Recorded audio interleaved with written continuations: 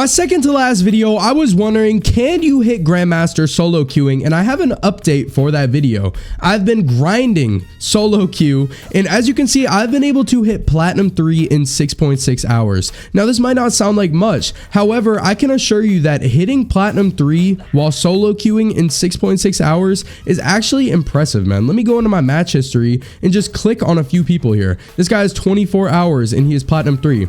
18 hours, Platinum 3, 14 hours, Platinum 3, 17 hours, Platinum 3, 12 hours, Platinum 3, 22 hours, Gold 1.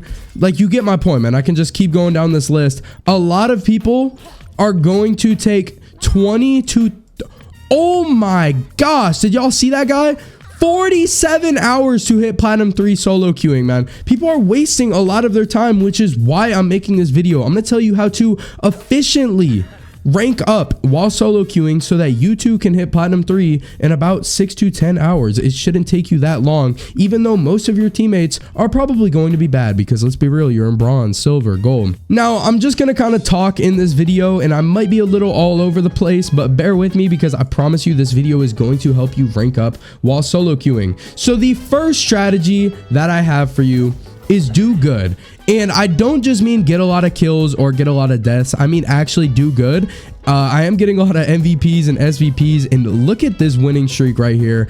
But as you can see, in a few games, I'm not getting MVP or SVP, and I'm having some stinker games too. But in some of my games, you know, 12 kills, 2 deaths, that doesn't sound that crazy. But I'm going to go into replay mode and break down what it truly means to do good with the character you should be using, which I'm also going to get into right now.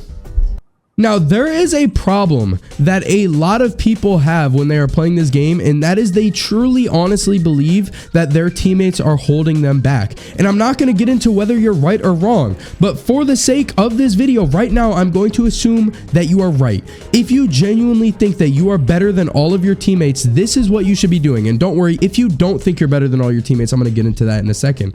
But if you think you are better than all of your teammates, here are some characters that I think you should play.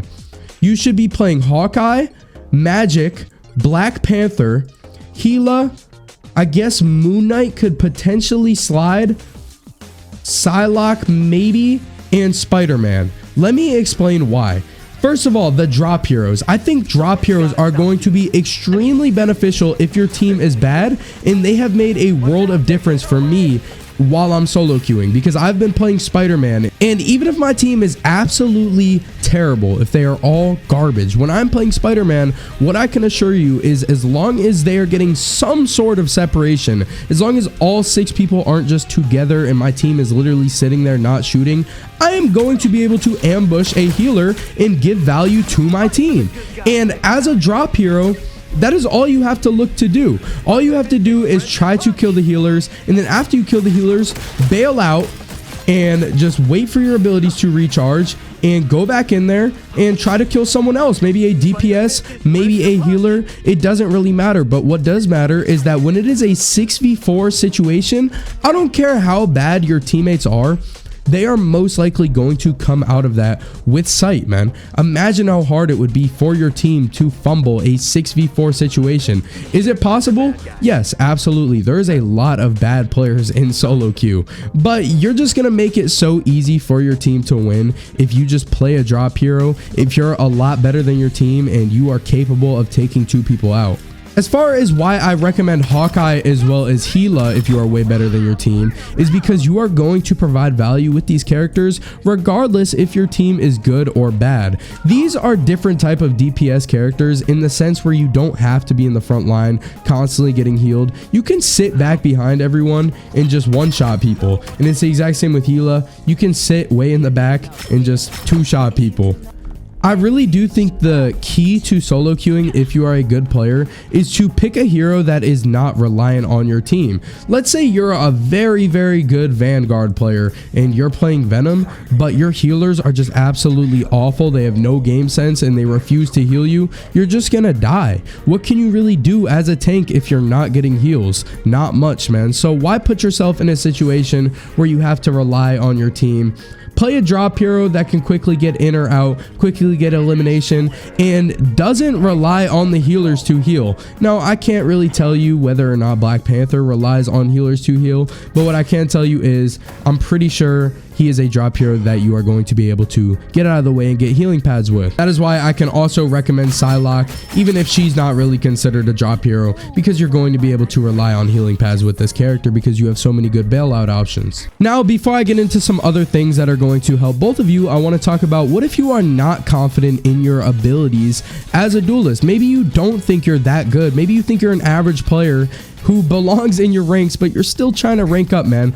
Don't play healer. This is the thing. A lot of people in this situation tend to play healer, but the reality of Marvel Rivals at this point is that a lot of people want to play healer. There is a lot of healers. Most likely, if you ready up, you are going to have 2 healers every single time. And guess what? Someone out of the 4 DPS, as long as they're not incompetent and just choosing to stay on DPS, is going to have to switch to tank. So your tank is usually going to be very bad. So if you are a competent player, just choose a top tier tank. Choose Doctor Strange. I'm sure if you're watching this video right now, that means you want to become a better player. You want to rank up, and I can make a safe assumption that you are going to be able to use a shield, you are going to be able to use the burst, and you are going to be able to use this attack right here as well as the portals. But yes, you might have incompetent healers on your team. I truly feel that this is the best tank for that situation, because when you pull up this shield and your healers are right behind you and they're just shamefully not healing you, eventually within this 800 health bar shield, they're probably going to heal you.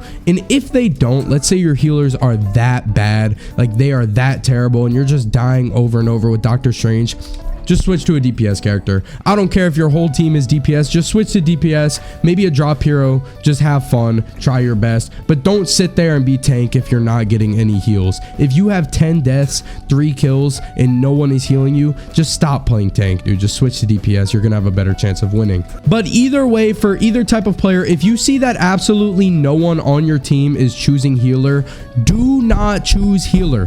I cannot stress this enough, man. If there is 6 DPS on your team, including you, don't be the guy who switches to healer, because guess what? You are going to lose, because remember why you're hard stuck in this rank in the first place. Most likely it is not your problem. Most likely it is the exact people that are forcing you to switch to healer. So why are you going to heal people that are bad? How is that going to help you rank up? It's not, man. You can be the best healer ever, but if you're healing actual garbage players, you're not going to rank up. It's not going to help you out at all, even if you have 40,000 heals. Next strategy, and this might sound a little bit stupid, but I want you to go ahead and bind a push to talk key. And now you're not going to communicate with these guys in the game chat, because remember, you're better than them. You don't want to take their little comms and try to group up with them and do all this stuff. No, instead, you're the top dog. Remember this. Here's what I want you to do. Go into the game, do what you always do, and become top fragger. And then I want you to click that push to talk key, and you're gonna say, tighten up, boys, do this, do that. And guess what? A lot of people that are hard stuck these ranks, that are hard stuck bronze, silver, they're actually going to listen up, because they know they're bad.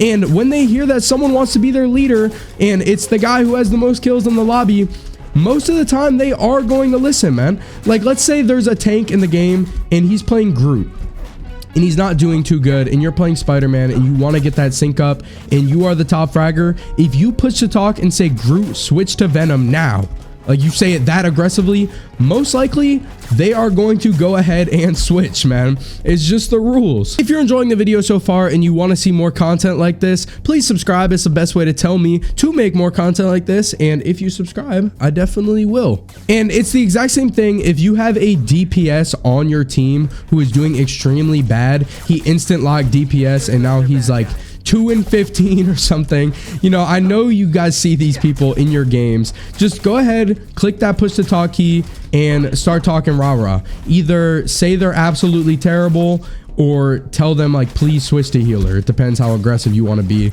And most likely, if you're doing good yourself, your team is going to agree with you, and that guy might end up switching. You know, don't get me wrong, maybe he's stubborn, maybe he won't switch, but it doesn't hurt to talk junk, especially if they deserve it. If they're instant locking DPS, not providing value to the team, maybe they deserve a little criticism.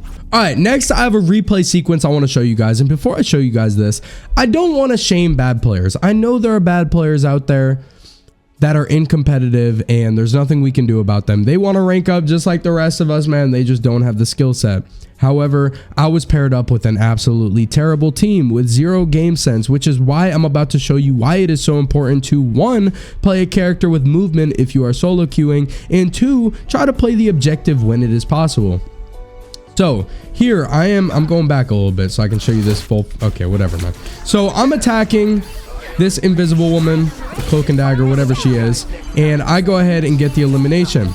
Now I'm going up here and I see we got 1, 2, 3, 4, 5 of my teammates. So it is a 6v5 situation here, thanks to the fact that I was able to take out that healer. So now the number one thing on my mind is going to be, if I can take someone out here, potentially that DPS, because Luna's ult is going on right here and I can't fight against a tank as Spider-Man.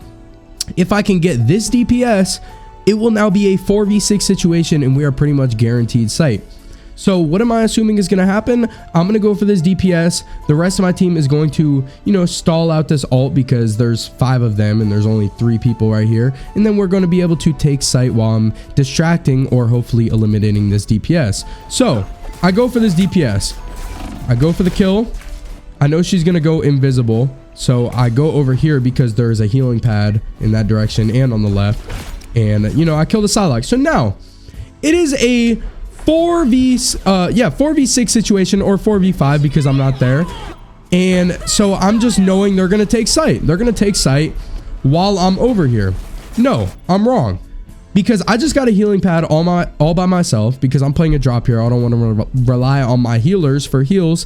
And I come back out and I see absolutely none of my team that was previously all on site is on site. Instead, we have 1 Luna Snow occupying the site, while all 5 of my teammates are over here doing absolutely nothing. So I take it among myself to kill this Luna, and this invisible woman doesn't want to fight me. What is my team doing at this point?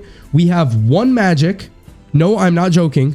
1 magic who is able to kill 2 of my healers and apparently was able to force the other 3 of my teammates off site. It's absolutely ridiculous. You can't make it up. I want to rage about this, but I'm not going to. Meanwhile, I was able to capture site all by myself because I'm the only one in this lobby with game sense. And by the way, I just want to go ahead and side note here, because I did actually look at this previously. This magic kills this Doctor Strange, sees that Luna Snow is the only person on site, and makes the decision, you know what? Instead of going for the site, I'm just going to go ahead and let the other team have it, man. I'm going to see what's going on over here. We have 1 other magic that our entire team needs to fight against, apparently. So let me just go over here and make sure that I miss every single one of my moves. Next, I want to talk about when you should play healer, because there definitely is a problem with the healers in Marvel Rivals, and there definitely is a time in which you should consider playing healer. We're going to take a look at this healer on my team, Oki Computer. Just because we're in low ranks, I'm not saying this guy's bad. I haven't seen this footage before, but what I can almost guarantee you is this guy is probably adding to the same problem most healers have, and that is over focusing the tanks. Okay, this healer was actually very, very good. But what I'm trying to say here is that if you see a healer is just staring there, tunnel vision at the tanks, not healing the DPS, not healing the other healer, maybe ask to switch with them, and then you will participate in adding some value to the team, man. Instead of just focusing on the tanks, you can heal everyone on the team, including the second healer. That way you guys are both going to stay alive. So yeah, healer may seem easy, but they're really not, dude. There's a lot that goes into it, and if you see someone struggling and you really want to win, it won't hurt to just say, give me healer. Thank you guys for watching. Let me know if this video helps you rank up, and please leave a like if you felt like you got any value out of this video at all. As TikTok just got banned, that's where I was making my living. Now I'm a YouTuber, man. So I'll see y'all later. Subscribe if you want to. Peace.